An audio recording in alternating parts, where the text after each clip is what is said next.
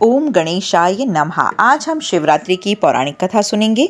उससे पहले यदि आपने मेरे चैनल को लाइक शेयर सब्सक्राइब नहीं किया है तो प्लीज़ कर दीजिए और अपने फैमिली में भी इस कथा को ज़्यादा से ज़्यादा शेयर कीजिए और नोटिफिकेशन बेल को प्रेस कर दीजिए ताकि आने वाला कोई भी नोटिफिकेशन मिस ना हो सके। आइए सुनते हैं शिवरात्रि की पौराणिक कथा।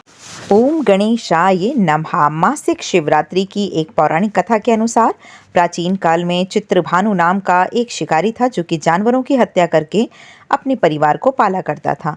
जब वह साहूकार का कर्जदार था लेकिन उसका कर्ज समय पर ना चुका सका, एक दिन साहूकार ने क्रोध में आकर उस शिकारी को शिव मठ में ही बंदी बना लिया। संयोग से उस दिन शिवरात्रि ही थी और साहूकार के घर पर पूजा हो रही थी। शिकारी ने ध्यान मग्न होकर भगवान शिव जी की कथा सुनी और चतुर्दशी को शिवरात्रि के व्रत की कथा भी सुनी। शाम होते ही साहूकार ने शिकारी को बुलाकर कर्ज चुकाने के बारे में बात की। शिकारी ने अगले दिन कर्ज चुकाने का वादा कर दिया और बंधन से छूट गया। शिकारी जंगल में शिकार करने के लिए गया लेकिन पूरे दिन बंदी गृह में रहने की वजह से उसे भूख प्यास से वह बड़ा व्याकुल था।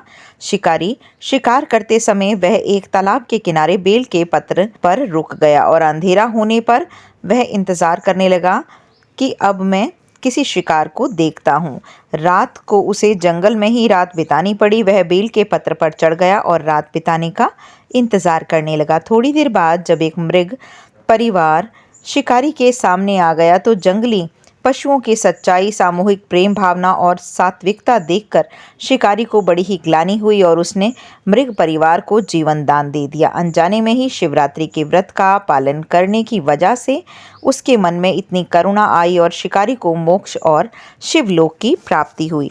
जो भी इस कथा को सुनता है, सुनाता है या फिर हुंकारे ही भरता है, उसे शिवधाम की प्राप्ति होती है और भगवान शिव की असीम अनुकंपा प्राप्त होती है। नमः पार्वती पते हर हर महादेव।